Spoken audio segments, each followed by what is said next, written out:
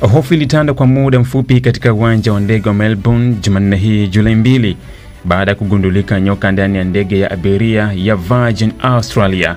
Tukio hilo lilijiri wakati abiria wakijiandaa kupanda ndege ya safari namba VA 337 iliyokuwa ikielekea Brisbane.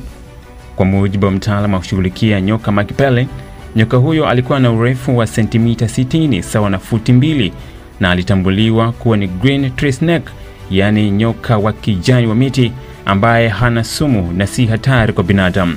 Pelley alieleza kuwa aliitwa mara moja katika eneo la tukio na aliweza kumkamata nyoka huyo salama bila kumdhuru wala kuleta madhara kwa abiria. Ni nyoka wa kawaida wa miti ambaye huonekana mara kwa mara katika mazingira ya mijini na mashambani. Anaweza kutisha kwa muonekano wake, lakini hana sumu kabisa. Hakuwa tishio kwa abiria, alisema Pelley. Nyoka huyo alionekana akielekea kwenye upande wa mizigo ndani ya ndege hiyo kabla ya kurushwa.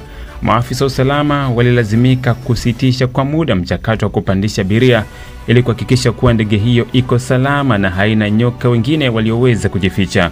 Uchunguzi wa kina ulifanyika ndani ya ndege kabla ya kuruhusu safari iendelee. Virgin Australia hajatoa tamko rasmi kuhusu namna nyoka huyo alivyoingia ndani ya ndege, lakini uchunguzi wa ndani umeanzishwa ili kubaini kama aliingia kupitia njia ya mizigo au wakati wa maandalizi ya ndege kabla ya kupandwa na abiria. Tukio hilo, ingawa halikusababisha madhara yoyote, limeibua maswali kuhusu hali ya usalama na usimamizi wa mazingira ya viwanja vya ndege, hasa katika maeneo yenye viumbe wa porini kama Australia.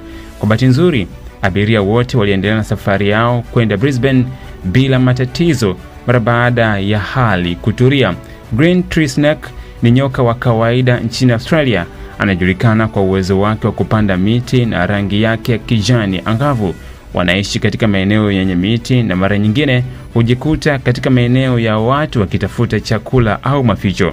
Tukio hili limekuwa la kipekee na baadhi ya abiria wamelitaja kama safari ya kukumbukwa. Mkuu wa chuo cha Kilimanjaro Institute of Technology and Management kilichopo Mwenge jijini Dar es Salaam chenye ithibati na usajili wa NACPAT namba REG/ANE/029 anapenda kuwatangazia nafasi za masomo kwa ngazi ya diploma na certificate kwa muhula wa masomo utakaoanza Oktoba 2025 katika kozi za IT, Hotel and Tourism Management, Front Office, Business Administration, Accountancy, Procurement and Supply. Chuo kimebobea katika ufundishaji kwa njia ya vitendo na kimeweza kutoa wanafunzi wenye weledi. Wengi wameajiriwa ama kujiajiri, na kwa wale ambao wameamua kuendelea na degree wameweza kujiunga na vyuo vikuu bora hapa nchini na nje ya nchi. Pia kuna kozi fupi za computer application, graphic and design, video production pamoja na CCTV camera. Kwa maelezo zaidi piga simu namba 0717816034 au 0754864361. KITM, elimu na ujuzi kwa uchumi imara.